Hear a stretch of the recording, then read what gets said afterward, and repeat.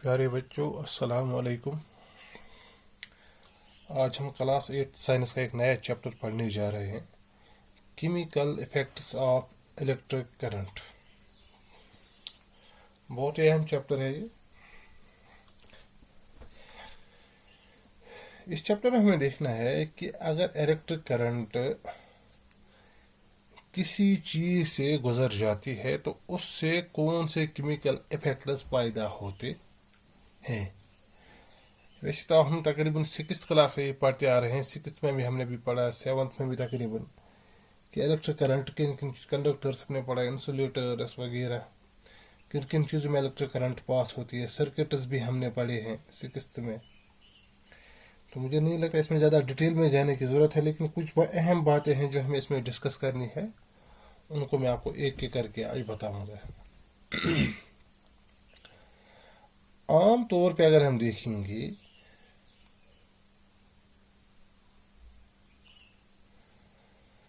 कि कौन कौन से केमिकल इफेक्ट्स हम देख पाएंगे कि जब हम किसी सॉल्यूशन में इलेक्ट्रिक करंट पास करते हैं, उसमें क्या क्या केमिकल इफेक्ट्स वाजिया होते हैं। तो सबसे पहली बात मैं जो आपसे करना चाहता हूं कि जब हम किसी लिक्विड से, किसी भी सॉल्यूशन से इलेक्ट्रिक करंट को गुजारेंगे तो वहाँ बबल्स ऑफ गैस जो है इलेक्ट्रोड्स पे पैदा होगा। पहली बात है बबल्स ऑफ, यानी बबल जैसे वहाँ गैस होगा जो इलेक्ट्रोड्स की जगह से पैदा होंगे। ये एक इफेक्ट, केमिकल इफेक्ट हो सकता है। नंबर सेकंड है, केमिकल इफेक्ट के जरिए से हम एक मेटल को इलेक्ट्रोड पर डिपॉजिट भी कर सकते हैं। केमिकल इफेक्ट के जरिए से ही हम एक मेटल को एक इलेक्ट्रोड पर डिपॉजिट भी कर सकते हैं। नंबर थर्ड जो यहाँ पे कहने जा रहा हूँ कि जब भी हम किसी सॉल्यूशन में इलेक्ट्रिक करंट पास करते हैं तो उस सॉल्यूशन का जो कलर है वो चेंज हो जाता है। ये 3 खास बातें आपको याद रखनी है। नंबर 1 जो है कि बबल्स ऑफ गैस जो है इलेक्ट्रोड्स पे देखा जाएगा। एक मेटल को डिपॉजिट किया जाएगा इलेक्ट्रोड पे, यानी किसी भी मेटल को इलेक्ट्रोड पे डिपॉजिट किया जा सकता है। और नंबर 3 जो है कि जिस सॉल्यूशन में से हम इलेक्ट्रिक करंट को गुजारेंगे उसका कलर चेंज भी हो सकता है।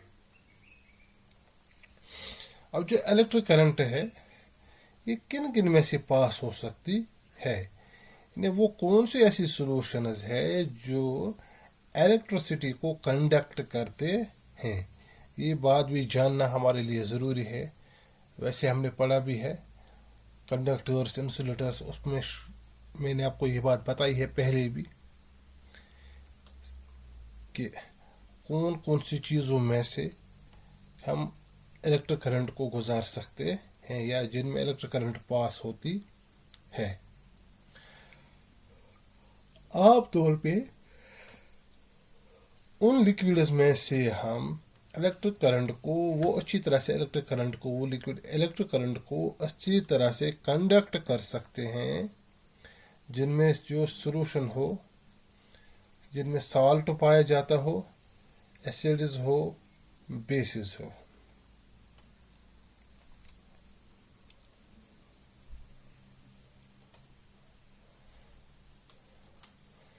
यानी वो लिक्विड जिनमें साल्ट मौजूद हो, एसिड हो, बेस हो, उनमें से अच्छी तरह से इलेक्ट्रिक करंट गुजर सकती है। लेकिन अगर हम दूसरी तरफ से डिस्टिल्ड वाटर अगर हम देखेंगे, जो हमारे पास डिस्टिल्ड वाटर होता है उसमें से इलेक्ट्रिक करंट पास नहीं होती है,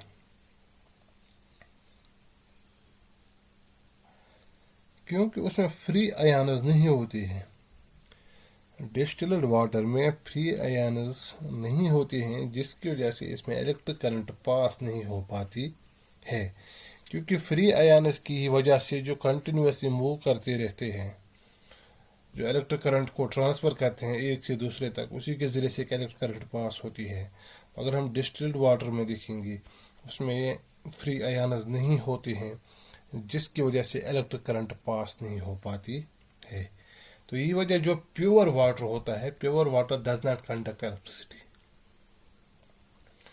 جو واٹر پوری طرح سے پیور ہے، 100% پیور ہوتا ہے، اس میں الیکٹرک کرنٹ پاس نہیں ہوتی ہے. تو الیکٹرک کرنٹ کا پاس ہونے، جو الیکٹرک کرنٹ پاس کسی چیز میں ہو جائے گی تو اسے امپیور ہونا ضروری ہے، اسی میں پھر الیکٹرک کرنٹ پاس ہو جائے گی، کیونکہ الیکٹرک کرنٹ ایک مالیکیول سے، ایک آئن سے دوسرے آئن میں ٹرانسفر ہوتی رہتی ہے. اگر پیور ہوگا تو اس میں فری آئنز نہیں ہوتے ہیں، جس کی وجہ سے الیکٹرک کرنٹ پاس نہیں ہو پائے گی.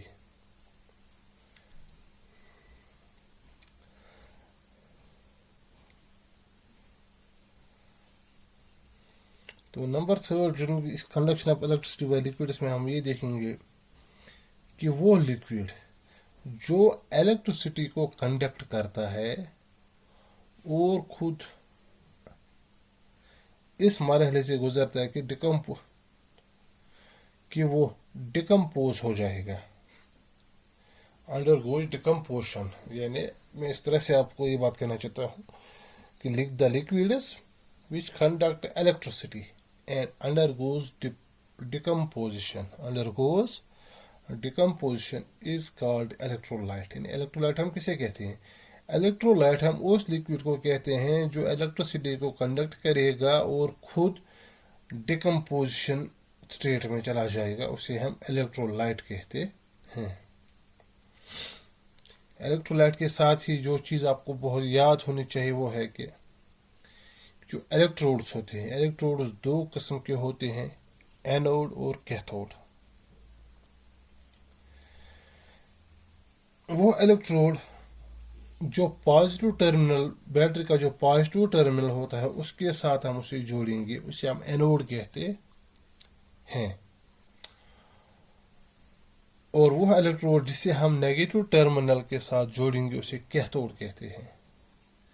اینوڈ یعنی پازیٹیو ٹرمینل کے ساتھ، نیگیٹو جو ہے ہم کیتھوڈ کہتے ہیں. اسی طرح سے ایک اور جو کیمیکل انڈسٹری میں ہم دیکھتے ہیں، ایک خاص وجہ، ہم بہت ساری ایسی چیزیں دکانوں پہ بھی دیکھتے ہیں کہ جب ہم کوئی چیز خریدتے ہیں، چاہے وہ بینگلز ہو، کوئی ایئر رنگس ہو، کوئی رنگ ہو، اسی طرح عورتوں کو کوئی نیکلس وغیرہ ہو، تو عام طور پہ وہ یہ باتیں کرتی ہے کہ اس کا کلر مت چینج ہو جائے گا. ایسی بات ہے کہ بہت سارے ایسے میٹلز ہیں کہ جن کا استعمال کرنے سے ان کا کلر چینج ہوتا ہے.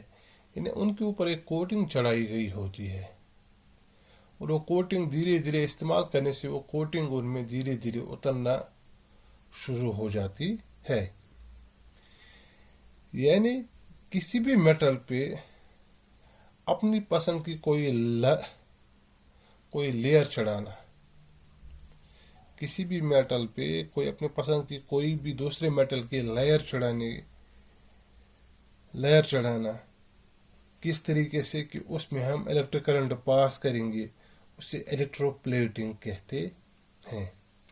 الیکٹرو پلیٹنگ کے ذریعے سے بہت ساری چیزوں کو فنش دی جاتی ہے. یہ بہت ہی اہم ہے. آپ دیکھو کہ ہمارے آس پاس بہت ساری ایسی چیزیں ہیں جن کے اوپر فنش ہوتی ہے، چاہے وہ گولڈ فنش ہو، سلور فنش یا اور کسی کی فنش چڑھائی گئی ہو. یہ الیکٹرک پلیٹنگ کے ذریعے سے ان کے اوپر یہ فنش چڑھائی جاتی ہے. چلو آج اتنا ہی پڑھیں گے، باقی اس میں جو نیکسٹ لیکچر ہے اسی میں ہم اس کو ڈسکس کریں گے.